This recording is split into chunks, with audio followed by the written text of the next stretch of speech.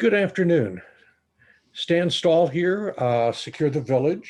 Welcome to this month's Insurance Brokers Cybersecurity Roundtable, where we're all about, well, here, let me change the slide and you can read what we're all about. Okay, why should I have to tell you?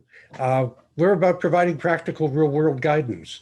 In this particular session, the Tuesday afternoon roundtable, the focus is on providing information of value to cyber risk managers, insurance brokers all around cyber, with the idea that we can make 1 + 1 = 100 or equal 1,000 by working together, collaborating together, and sharing information. What works, what doesn't work, what are our challenges, how do we meet them, and so on. So as I said, we're SecureTheVillage. We're a community-based response to the cybercrime and cyber privacy crisis, with the idea of turning people and organizations into cyber guardians, from the boardroom to the living room, with a stop for the insurance broker community along the way. And it's all part of a broader vision we have of truly having a cyber secure global village. That's ultimately what we need, where we're headed. It's not something we're going to do overnight, but it's something that we can pin our focus on. That's our North Star, so to speak. Our co-host for the insurance broker events is Grant Hester. Grant, do you want to say a couple of words? Sure. Thanks, Dan. Thanks for having me. Yeah, I thought it was obviously our specialty is working with insurance agents, insurance brokers on their IT initiatives and providing support for them. And I thought it was very important to educate them on cybersecurity. It's not something that obviously we're involved with it, but we're not cybersecurity specialists. We want to assist our clients with this. And I thought this was the best way for us to get our clients educated properly on cybersecurity. And I appreciate you having me Sure. on this panel. Sure. Well, on the one side, we're grateful to you, Grant, for sponsoring this, for reaching out to the insurance community as you know it, and providing us the forum to provide this kind of education. It's part of what we do. As you know, we're recording this. This will be up on our website in a few days. So it's not just the people who are attending today who get this, but beyond that, this will live in eternity, so to speak. And what a great day it is. We've got just two fabulous speakers, both friends, Brad Maryman, Joe Greenfield. They participate, as you can see, Brad's the president of Maryman and Associates. Brad's retired FBI. Brad, you and I have known each other 15 years or so. And Joe, also with Maryman and Associates, associate professor of practice at USC. We're just so grateful that you guys are taking your time. And when I think about, what do you do after a breach? And now you gotta kind of dig yourself out from under. And what might we have known before the breach, that had we only done A, B, C, D, and E, either the breach wouldn't have occurred, or in digging yourself out from under, it's a lot easier, a lot less expensive to do that. And we see brokers, particularly in the middle of all of this, because on the one hand, as brokers, you get to help your clients understand what they can do on the technology, the security side, managing this. And also, you're who they're going to call when that breach occurs. So Brad, Joe, we are just, as I said, so grateful to have you. I'm going to stop screen sharing. Joe, you're going to pick it up from here. I'll let you two introduce yourself a little further, and let's go. Let's go. I appreciate it. Thanks for having us on today, Stan and Grant, both of you. One of the things I really want to talk about up front, again, we're a digital forensics and cyber investigations firm. We do incident response, and our clients come in two flavors. those with cyber insurance and those who wish they had it by the time they got there. Yes.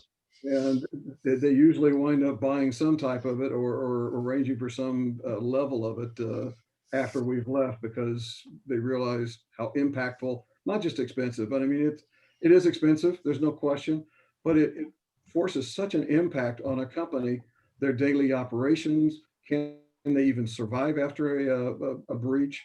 What kind of fines and compliance issues are they going to have to address?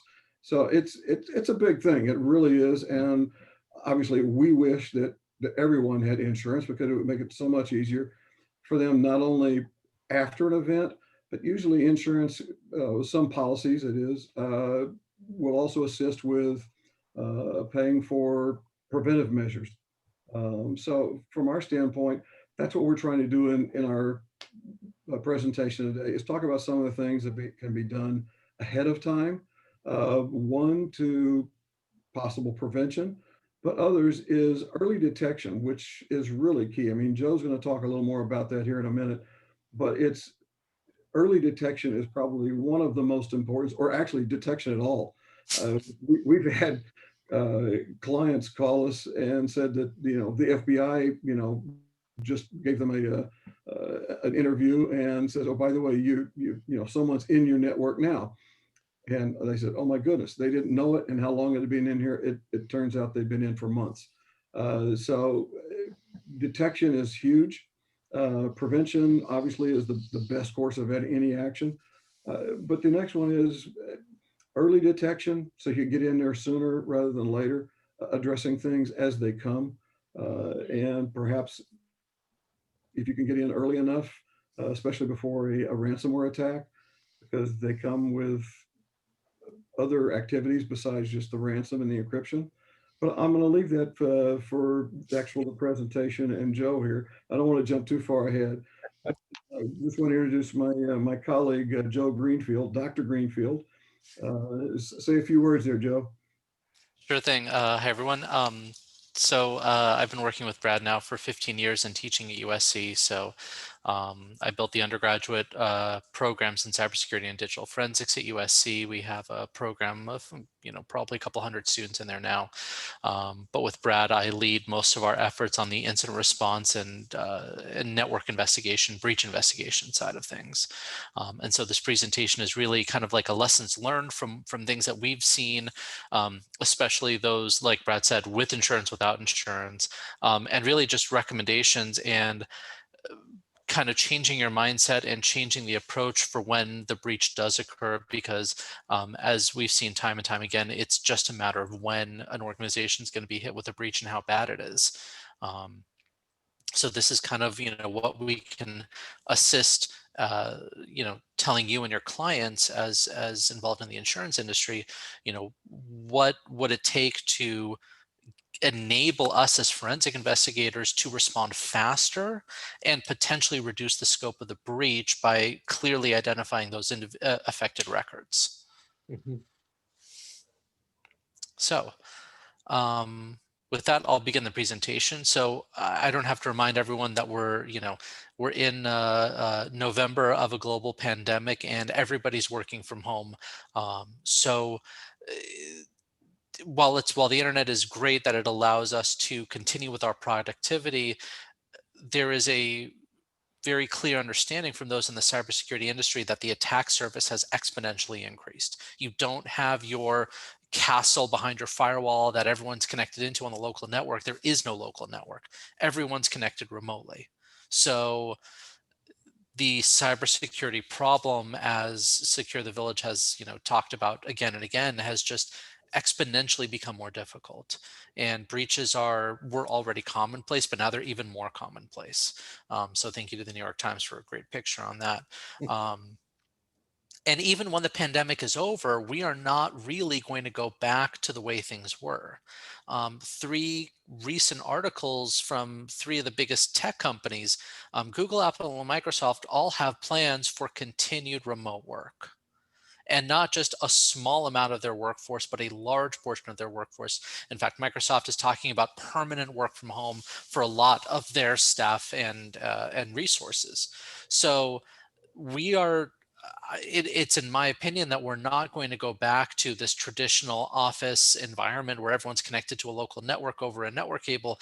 Everybody's going to be connected remotely, and that just makes your problem, exponentially more difficult, because very few of these companies are buying computers for their employees to work from home. Everyone's just using your own computers.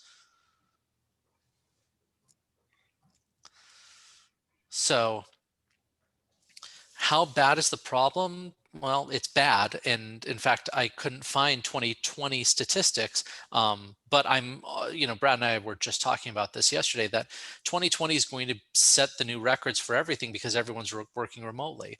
And in fact, we're a little scared of the number of unreported breaches that are occurring right now, simply because people don't have the resources and staff to even find them in the first place.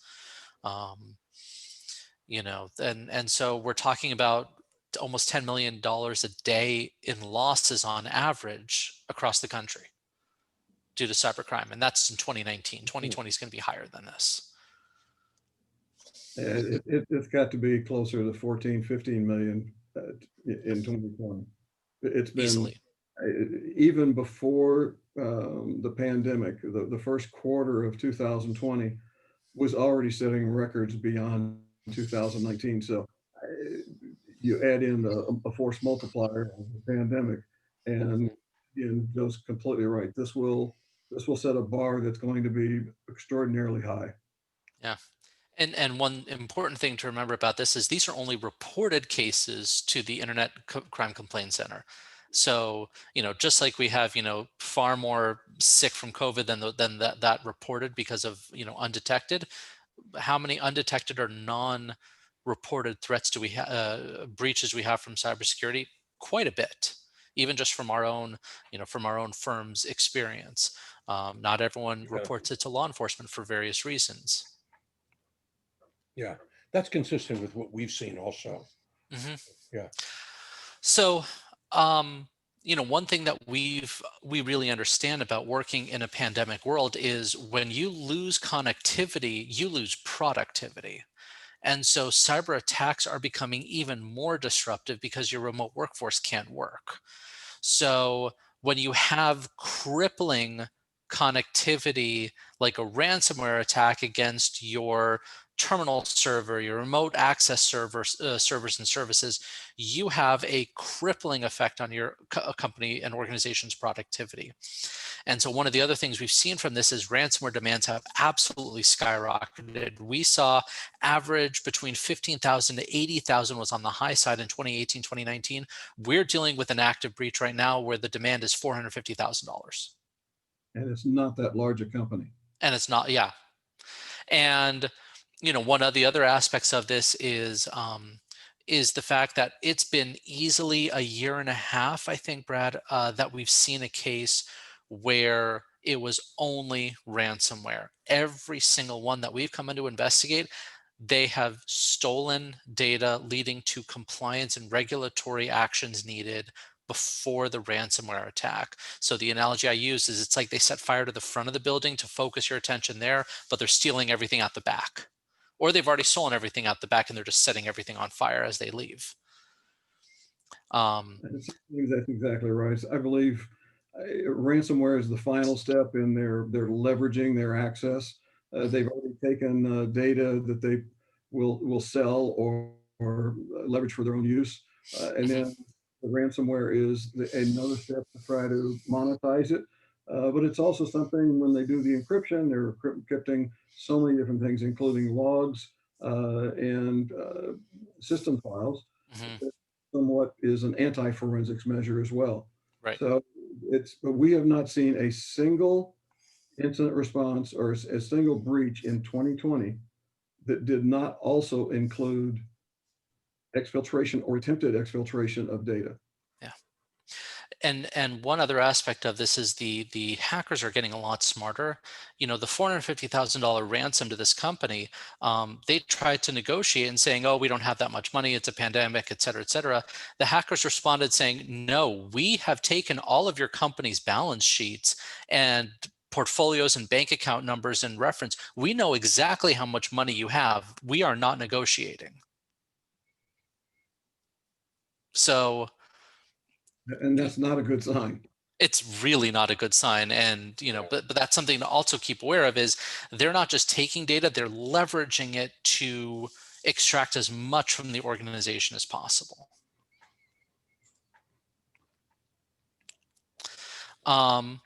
So why are we coming in? Why do people call us? We're called in to get an organization answers as quickly and accurately as possible in order to resume normal operations. If you're crippled with a ransomware attack and you only restore systems, but you don't do any investigation or remediation, you are at risk of reinfection. In fact, we have seen this in other companies where we've made recommendations for remediation and they did not do so, and not even a week later, we got a call from them saying the hackers were back in the environment. So really, we work hand in hand with your IT solution, like Grant Hester or others, to get your organization back up and running as quickly as possible, while trying to find the answers to who, what, why, where, when, and how. So what are we trying to answer? And you'll notice that this list is numbered, and it's actually in order of importance, because normally when we work with outside counsel or even in-house counsel, the first and most important question that we need to answer from a compliance and regulatory perspective is what data was touched, what data was accessed. Was it copied Exfiltrator? Was it modified? Was it encrypted? What exactly was the data that was accessed? Because that almost every state in the country has breach notification obligations. So if we can answer the what and we can say the when, we can reduce the scope of your breach down from every record within your environment to a subset. And that's one of our biggest tasks in order to reduce the size and the cost for the disclosures and the regulatory compliance. If it's every record within your organization, that's going to be astronomically expensive. But if we can limit it down to, 1%, 5% of the records, that is one of our foremost goals. Mhm. And after that, we try to, we try to answer the question of how did this incident occur? And a lot of times it's the possibility of us answering that is really based on that preparation that Brad was talking about. Who was the unauthorized actor? Was it an internal threat actor, external threat actor? I can say that the majority of the cases we're seeing now are external threat actors, but we do still see the rogue insider. And then what was the intentions? So a little bit of a definitions here, because people oftentimes group together digital forensics in its response into DFIR, but they are slightly different. So digital forensics is scientific acquisition, analysis, and preservation. There is this underlying assumption within everything within digital forensics that it's going to be adjudicated in court. So we always have to make sure that we do everything in such a way that we can present the findings to a judge, a jury, for adjudication. Incident response is a little faster. It's trying to contain, mitigate, remediate, document an active breach or a recent breach. And so there may or may not be the adjudication in court, because especially if we identify the threat actors are overseas, there's not a lot of retribution we can do in a court of law. But we do still have regulatory compliance, due diligence. So there is still a legal aspect to it, but there is not the same type of scrutiny from an opposing forensic expert. Right. And for this particular audience, the being prepared to document for your insurance claims is going to be a huge thing.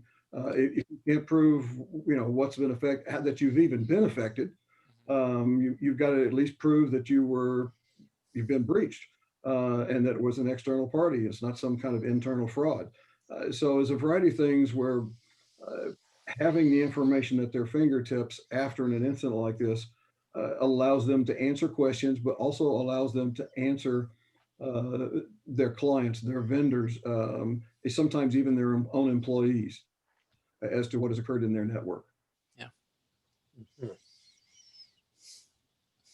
Mhm.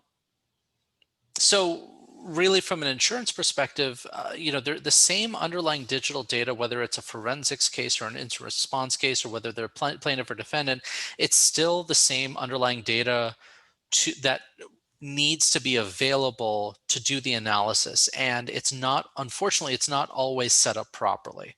Um, uh, and so that's where we really want to kind of focus in on, what we're doing and what kind of data that we need in order to answer some of these questions, especially from the insurance claims perspective.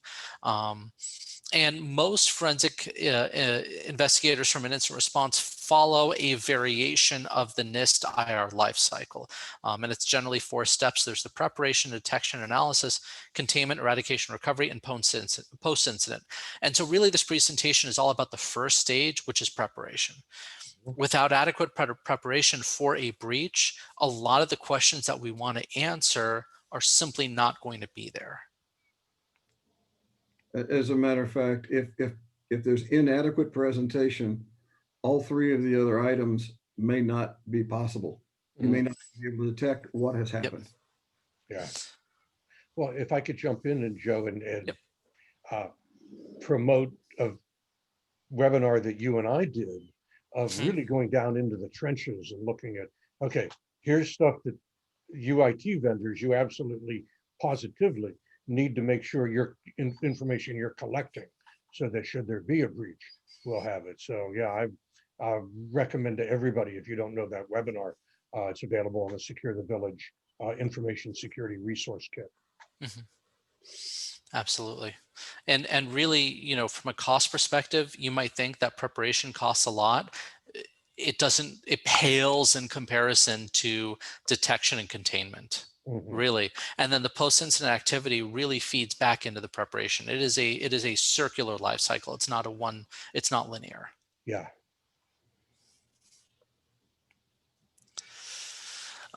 So, as brokers, you're going to be, receiving these, the insurance claims. And so oftentimes you have 4 different ways, really classifications for how incidents are reported or discovered. You've got really the first 2 are the best ways that they're found. You have staff self-reporting. What does a ransom notice mean? My password doesn't seem to be working anymore. I accidentally clicked on an email attachment.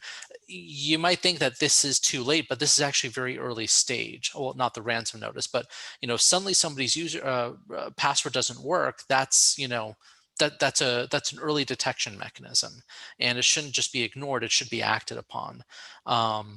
There's IT and IS staff detection, a lot of foreign IP addresses logging in, a lot of SSL traffic to Russia.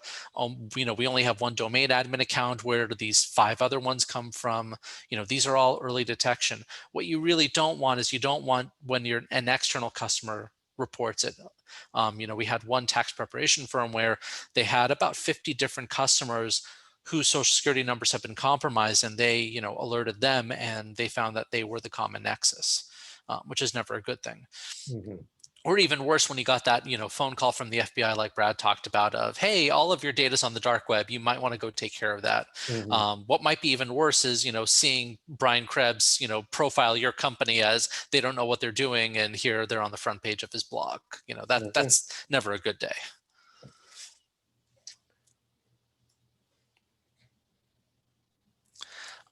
So if there's actionable things we want to convey to you and your clients, which is, how do you even approach this problem? How do you even prepare? The thing that we have been preaching again and again and again is visibility, visibility, visibility. If you have no visibility into your environment, you cannot answer these questions. And so one of the first questions we have when we go in to a breach is, give us your network map. And their response is, we don't have a network map. And we say, we need a network map as soon as possible. Just a simple list of IP addresses. What systems belong to which IP addresses? Because when I go through these logs, I get nothing but IP addresses. It doesn't tell me what system it is, what its role is, what kind of data is there, anything like that. So having an out of date or, or a non-existent network map is going to slow down everything that we do. And the slower that it takes for us, there's already a clock ticking for response. And that's from a compliance perspective. And so the longer it takes for me to get data, the more expensive your investigation is going to be. Coupled with that network map, you have a data map. If you've gone through a data governance project recently, great, give us that report. Otherwise, where is your sensitive data? Where is your critical data? Is it on a server? Is it in the cloud? Is it on somebody's desktop in a folder? Where is it? And if you don't know where your critical data is, again, it's going to slow everything down because I need to look at everything. As opposed to you saying, no, our PII data is on this server, it's in this location, it's nowhere else. Great, if I find it somewhere else, I know that somebody bad did it. Which again speeds things up. Of course. Looking at every single thing to determine and then ask questions. Well, whose is this? And where is this located? And who is this user? Yep. We already know those things. Oh, we breeze right through. Yeah, one thing that I realized that I wanted to add to this, in addition to the network map, is a user list for your environment of legitimate users. We're dealing with that right now, where I think I'm on my second, third, or fourth email to them saying, who is this user account? And each time I get back the answer of, we don't know. That's not a good thing. So a list of legitimate users that I can quickly go and say, yep, not legitimate, not legitimate, legitimate, not legitimate, makes things go faster. Okay. Sorry, I hit the wrong button. So the next most important thing is logs, logs, logs. The more logs I have, the happier I am. I've never had a situation where I've said, man, there's just too many logs. I don't know what to do with it. So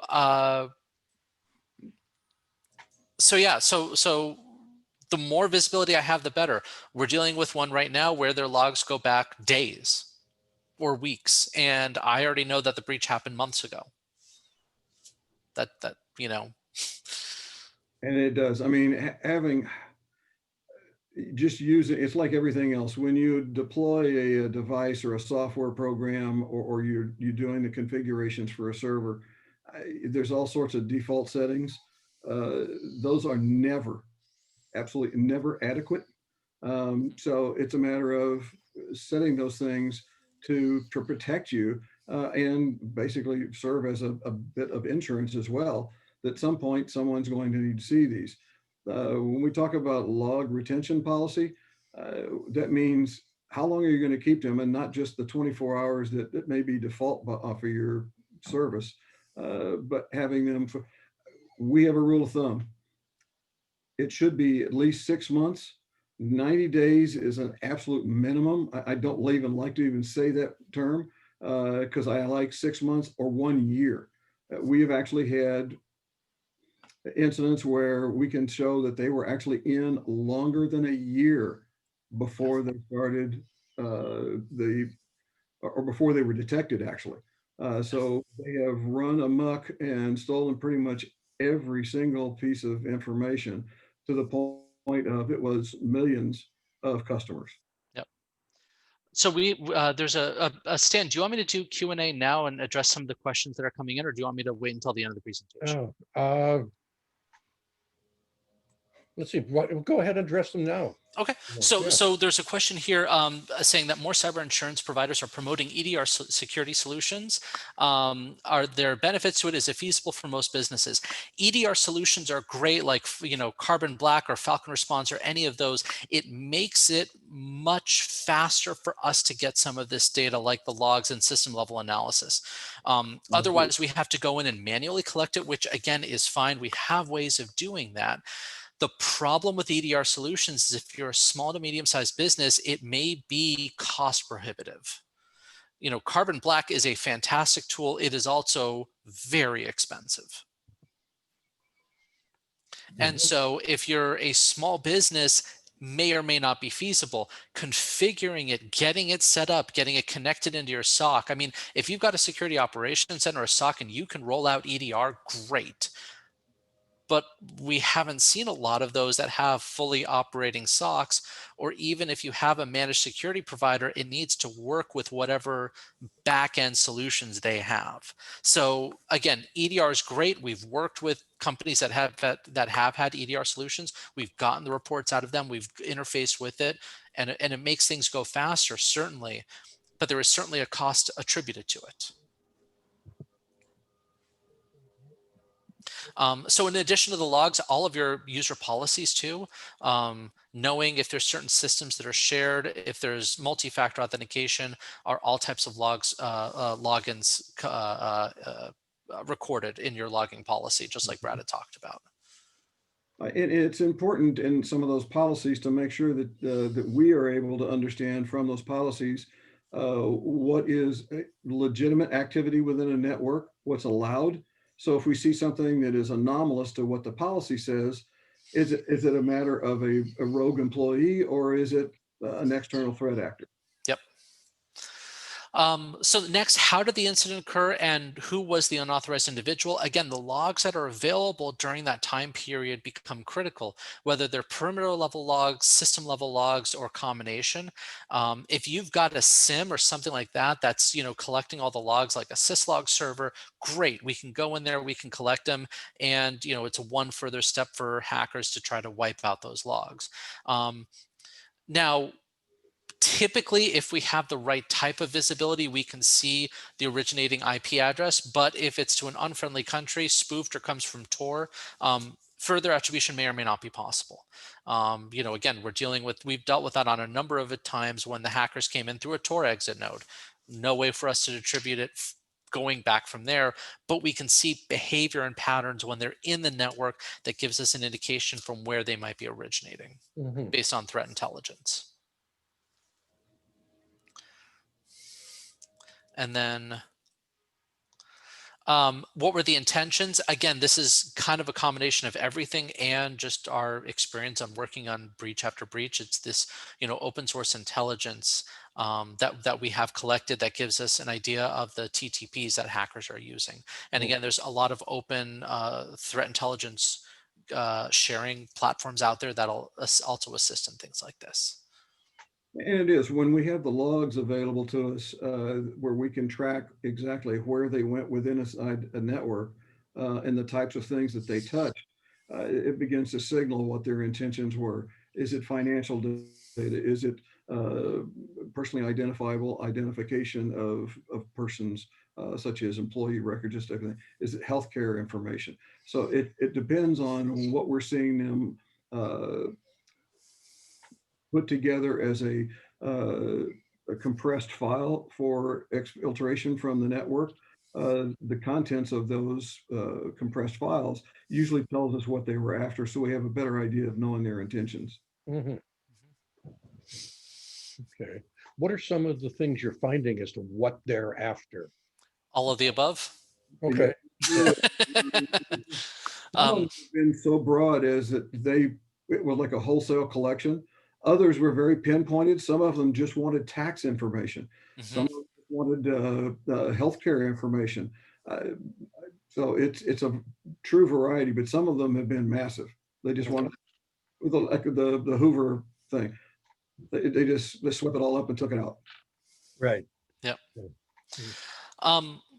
So the reason why answering all these questions becomes more important is because modern day cyber attacks, this may get a little technical, and if that's the case, that's fine. I'll try to go through it fast, but you don't have situations nowadays where people are coming in using an exotic 0-day attack or an exotic buffer overflow. They're using trusted tools against the organizations. The same remote access tools that your entire workforce uses to connect to your network opens the door for all hackers, all attackers out there. And all it takes is one person's compromised credentials because they use the same password for their work as their gym membership or something along those lines, for that password to be compromised. And if you're allowing individuals to, for example, be local admins on their boxes that they're working on, it's only a matter of time before they become domain admins. We've seen there are built-in tools easy to use that do that. So your remote access tools, RDP, TeamViewer, Screen Connect, log me in, fill in the blank. Why hackers don't need to deploy their own remote access tool because they're just going to use the ones that they have available. And in the past, seeing the mere presence of some of the exotic hackers tools was a clue that someone was in your network. Since they're, again, it's called living off of land. If they're using your own files and systems against you, Yep. we can't tell the difference between a legitimate and an illegitimate action. Yeah. And unless we have that comprehensive logging turned on, if we have comprehensive PowerShell logging turned on, yes, we can see, oh, look, they have downloaded this script from online and we know what it is, and it's some ransomware. I'll give you an example of that. But they're not dropping executables within your environment on the file system to run. Everything is in-memory malware or using your own environment against you. So this is an example of a Finalist malware attack that I investigated recently. In fact, I found we had 2 different cases that was most likely the same threat group because the way they got in and what they did was exactly the same. So this is an example of Finalist malware. So somebody gets a phishing attack to open a PDF, which contains a macro compromising Adobe Acrobat, and this is the attack that gets run. So the macro launches cmd.exe, which opens up a command shell, and that command shell launches PowerShell, which loads up this string of characters. And I've been doing this long enough to know that and say, I know what that is. That's base 64 encoded. And when I decrypt it, I get this PowerShell script, which is going to download code from Pastebin. So the malware itself that's going to be on disk, the only thing I'm going to see is an execution of a command shell, cmd.exe, and evidence that PowerShell executed, but what gets invoked is actually going to be online that gets downloaded. And so luckily the hackers hadn't cleaned up their tracks. I was able to download the code, and it didn't look very interesting until I got to this portion here, which invoked a 32-bit a Windows 32-bit executable file that was also base 64 encoded, and it was basically the bytecode for Sodinokibi, which is a nasty type of ransomware. So I wanted to illustrate this to you to show that ransomware not going to appear on disk. Your antivirus is going to do nothing because it never hit the disk. It never hit the hard disk. It never hit the solid state drive. It was loaded directly into memory and decoded in memory. And it's going to encrypt everything on that system, including the logs. Wow. Okay, this is the kind of attack that we are dealing with these days. As Brad says, I think we found an article that said that Sodinokibi isn't called the crown prince of ransomware for no reason, and we're seeing it again and again and again.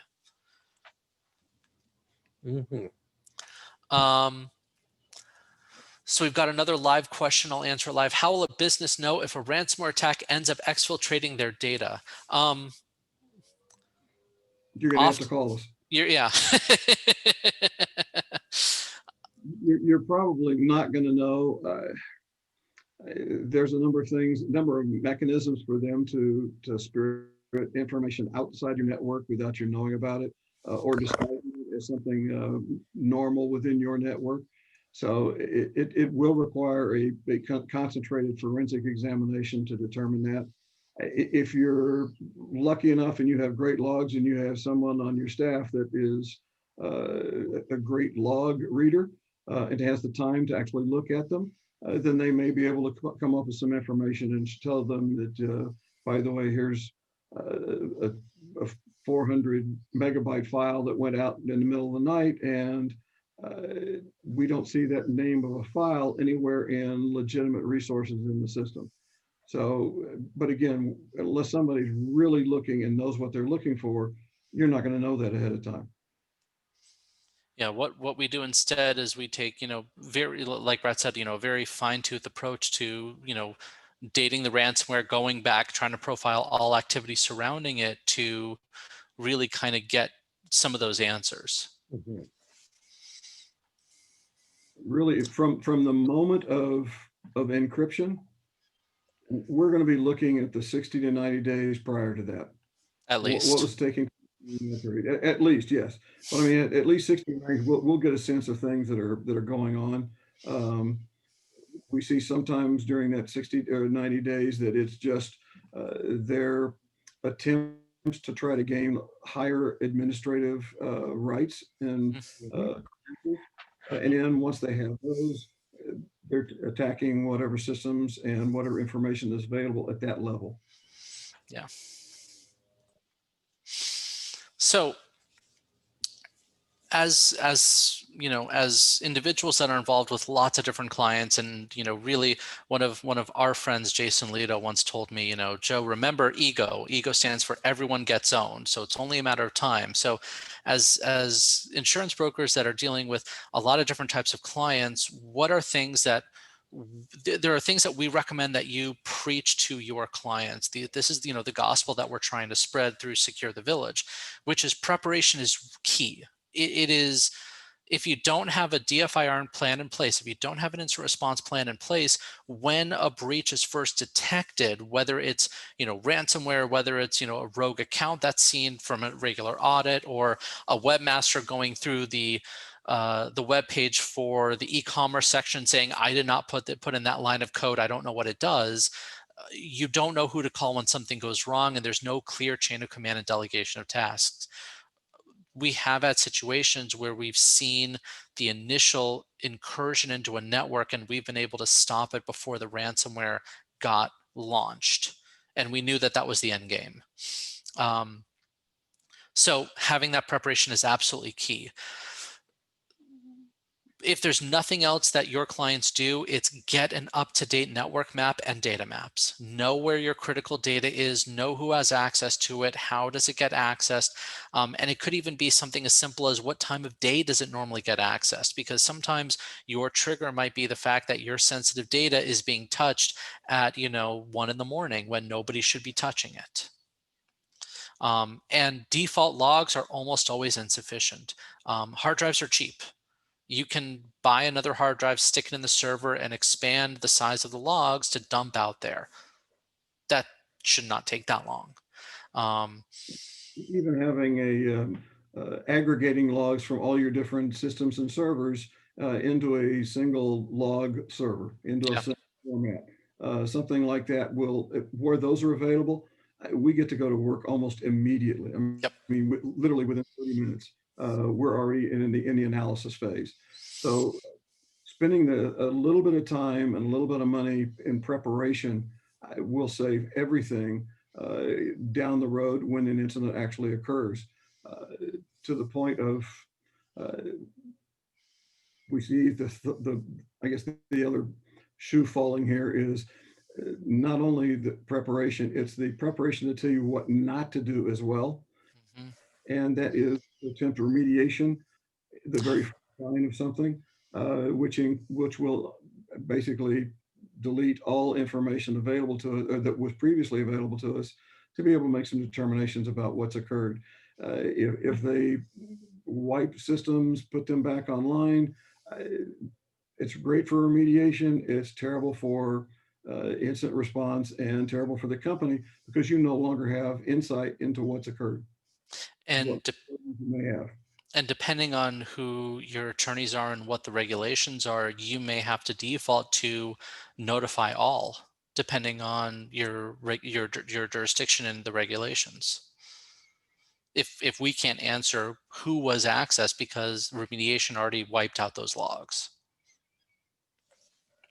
And so we've seen this time and time again where companies and organizations do the right things after the breach. And we are trying to get people to them to do the right things and spend a little bit of time and money in preparation before the breach to make it less expensive. Yeah, incident response is not something that's normally uh, a skill set for IT staff. That's not their job. Their job is to architect it, get it up and running, maintain it, keep it working effectively and efficiently. But it's not their job to handle the other side. What happens when security that was put in place is breached or was overcome? Mhm. For them, that is, it's, I'm not gonna say it's foreign. They're aware of it, but it's not something they're really familiar with to an nth degree that says, okay, I understand exactly what occurred here, who was doing it, why it occurred, and how we'll stop it next time. Right. That's what response is supposed to be able to provide. Right. And if to answer the follow-up questions that I think a lot of people are wondering, which is how do you determine if your clients that you are insuring are prepared? Well, there's, the traditional way that people have done it is through tabletop exercises for the DFIR plan. So you spend a few hours to a few days with the incident response team, you paper simulate an attack, and you walk through all aspects of that plan.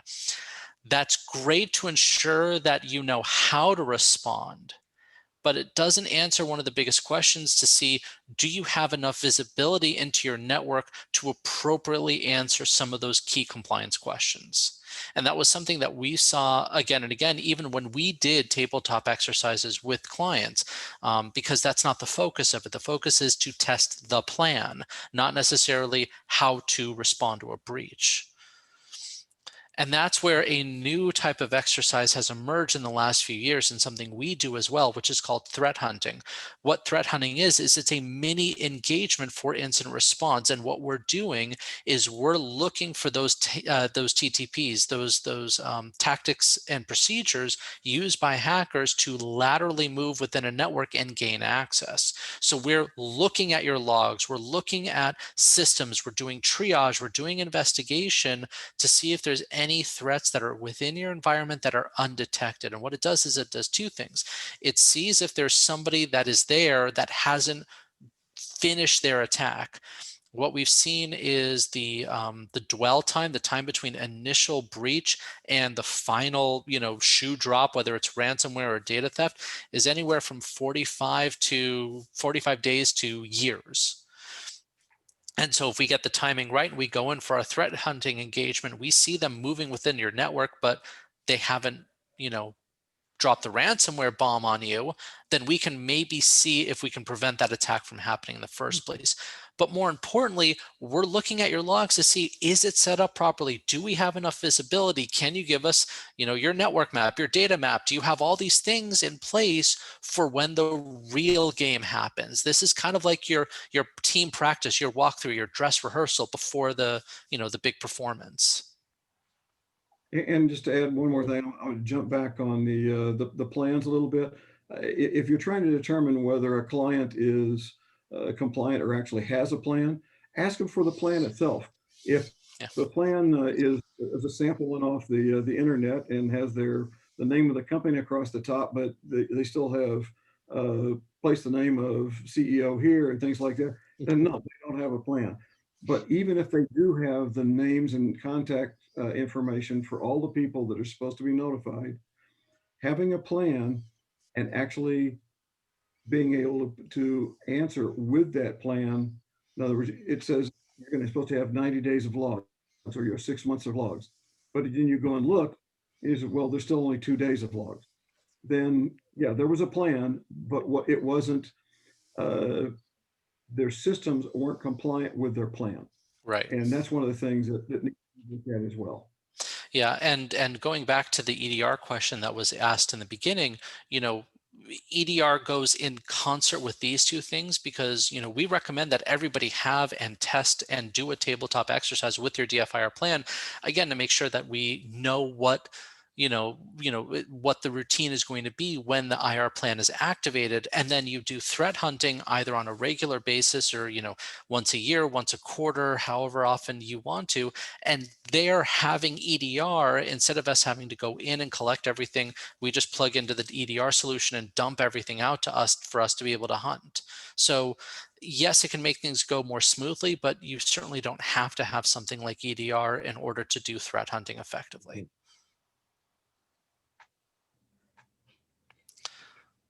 So with that, I want to, with the little bit of time that we have left, about 10 minutes, want to open it up to some questions from the audience, if there's any that people have been saving. So I will ask you, one of the chat panelists, and this is such a big challenge we face in the industry. This is Tim.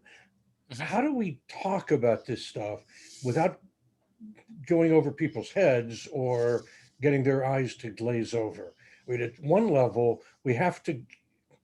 I mean, you're not going to talk about cancer prevention without talking about the cells in the body and things like that, right? And yet, if you talk too deeply about the cells and mitochondria and all that stuff, you're going to lose people. How do we connect dots here? I mean, this is I think a profound question that Tim has asked uh, of all panelists. If you look at the chat log that way. Um, so I throw that out to both Joe and Brad, both of you, because you know I know we know this challenge is one that we face. Well, I'm not sure.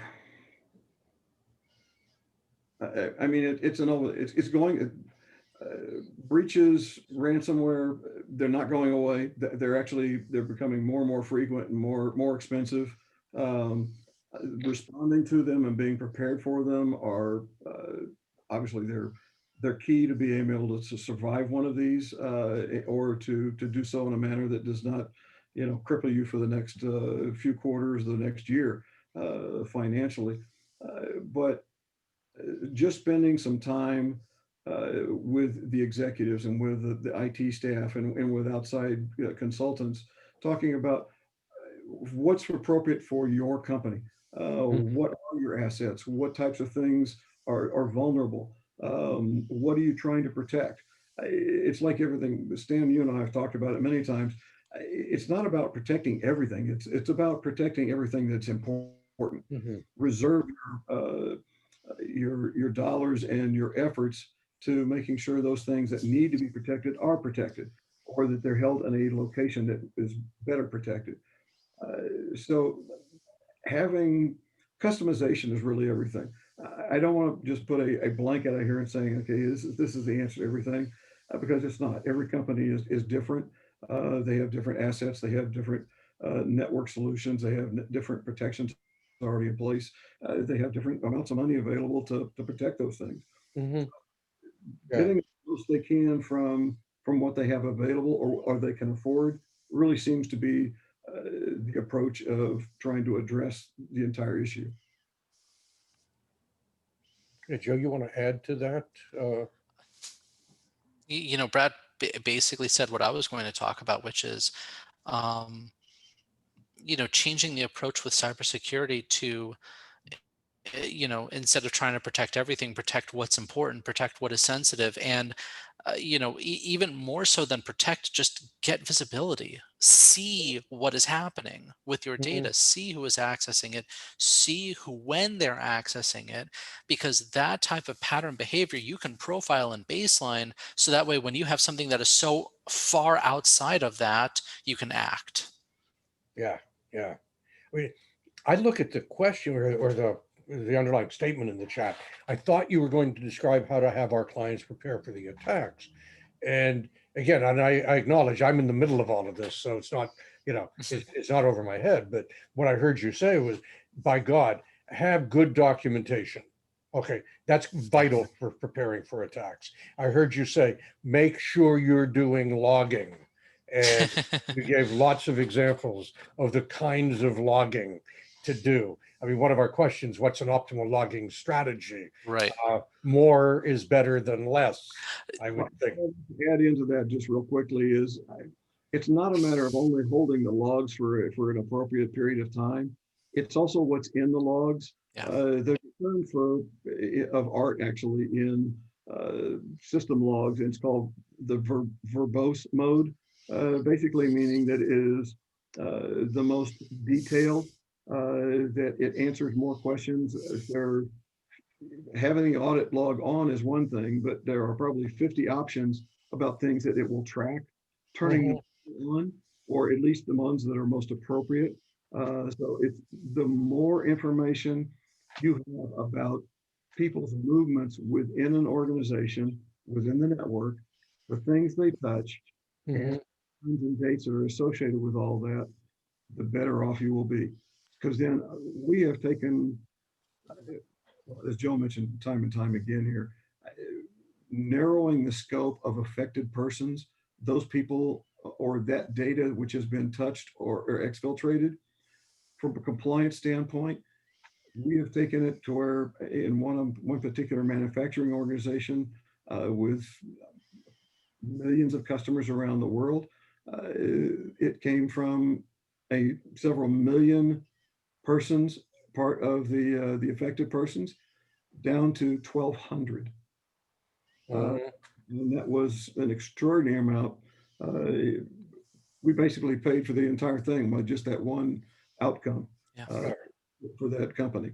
So it is, but it was only available to us because they had good logging. For a long enough time, and what was in the logs was verbose enough for us to be able to make some determinations about what was happening.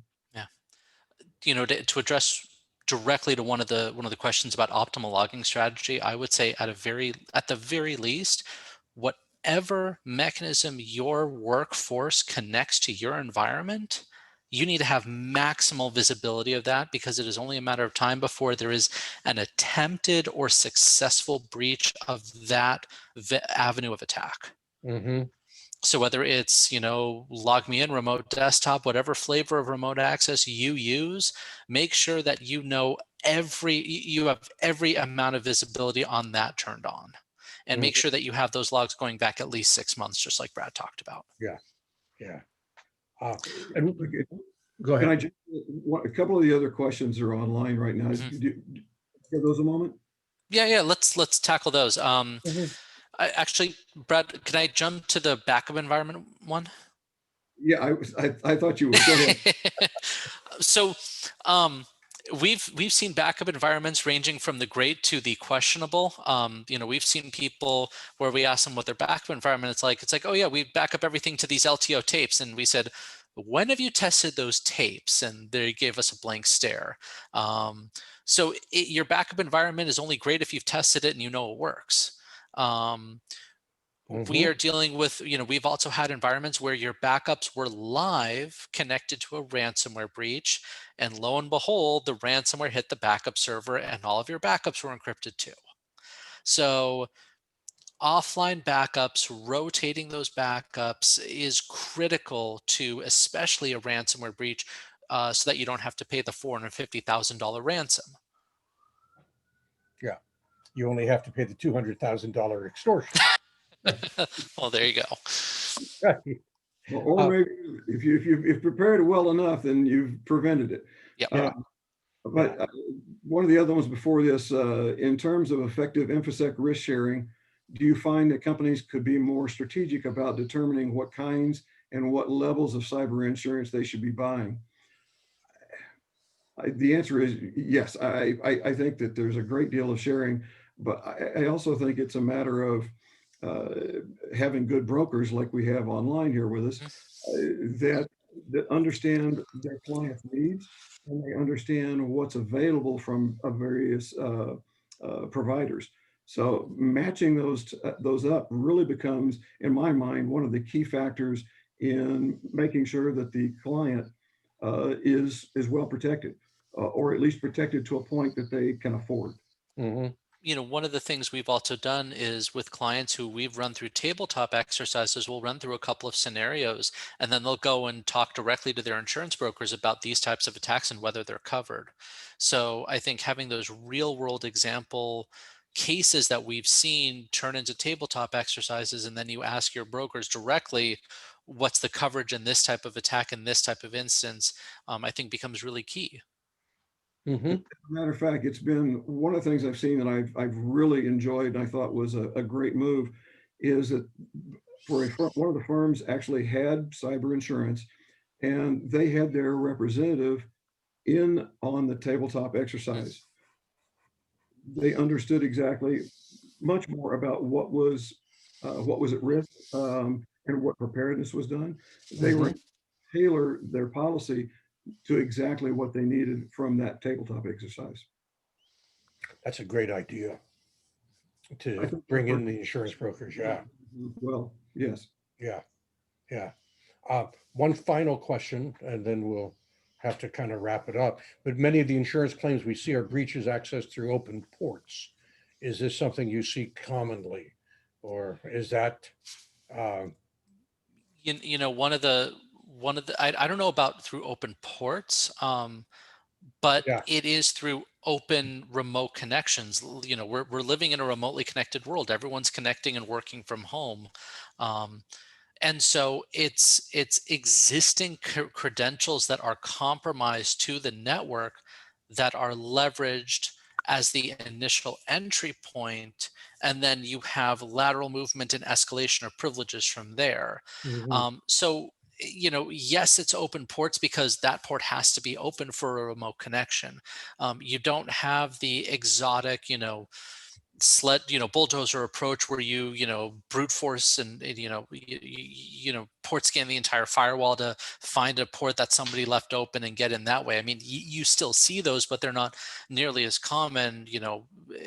People's passwords and credentials are stolen all the time, and so that's part of the security of changing passwords and multi-factor authentication will prevent a lot of that. But that's what we're seeing time and time again. Yeah. And that's consistent with both what we're seeing, and also what I see as I put the cybersecurity news of the week together every Mhm. week. And the latest statistics tend to show that the three greatest weaknesses, the three greatest ways, entrance points are misconfigured RDP, or most desktop Mhm. protocol, phishing attacks, and misconfigured VPNs. Mhm. So it's in that external connection, two of those three. Yep. Yeah, cool. Hey, I want to thank you. Just fabulous, fabulous information. Uh, I hope everybody got real valuable information from it. Um, I'm going to quickly go back to my screen Okay. and talk through where we're headed. You know, we've got a financial services cybersecurity roundtable coming up this Friday, uh, looking at identity problems in financial services. We've got our monthly management webinar. We're going to take a look at payment card industry, the new data security standards. I'm back next month. I'm going to be my own speaker next month. I want to talk about what your clients need to know about management. We're going to look at it from management perspective using like this talk as one example. I mean, this is one of the things that management has to do. There's to prepare for breaches. There's a lot of other things as well. We're going to look at the Nist cybersecurity framework and kind of put an overall perspective. Well, how what was it Einstein said? You can't solve today's problems in the same level of thinking that got you here. There's a new way of thinking that we have to have about information security, and I'll be talking about that in December. Uh, Beyond that, please follow us on LinkedIn. We have a free Secure the Village News of the Week and Patch Report. Sign up for that on our website. Follow us on LinkedIn. Stay in the know with the news and so on. I mean, there's a lot of we're doing. We're about to come out with a new website. I'm very excited by it, and this will be I think it will be a soft opening by the beginning of December, if not a full opening. I'm also the author of a book having nothing to do with information security, having to do with democracy and freedom. It's called The Agnostic Patriot. It's available on Amazon. Here's contact information for Joe, for Brad. Uh, Grant, I don't have your contact information on this sheet, but it's Grant Hester at Lynchpin IT. And just to wrap up, just as a reminder, uh, the future doesn't come out to us as a gift. If we want improved cybersecurity management, we got to work at it. And that's an achievement. And whether it's like true experts like Brad and Joe. We've been friends for 15 years. And, I know the level of quality that you bring to engagements. We've worked on lots of engagements together. Joe, I've been a guest speaker at USC through you. I mean, it just, you exemplify what we need in cybersecurity management and in making this future happen. Grant, the same with you, that you called me up and you said, hey, we got something here. I do a lot of work. I'm an IT vendor working with insurance companies. Insurance companies could better understand this, and in so doing, help their customers, help their clients. You too. I mean, you're an illustration of achieving the future. I'm grateful to all three of you and to everybody else that's on the call. I noticed some of you on this call are already professionals in the field. Your illustrations of that achievement, and others of you, like Tim. I mean, that was a great question, Tim. I'm glad you asked it, because a challenge we face, and we know we face this challenge, we just don't fully know how to solve it yet, is how do we connect the dots and talking about this stuff where people can understand it. And you don't have to be an expert in, digital forensics or incident response to kind of get it at the level that you need to understand it at. So thank you as well for letting us know we've got more work to do. I mean, that's part of that's part of what we have. Uh, Thank you all. Very appreciative for what you've done, Brad, Joe, Grant, all of you. And with that, we are adjourned. Thank you. Thanks, Tim. Yeah. You all take care. Bye.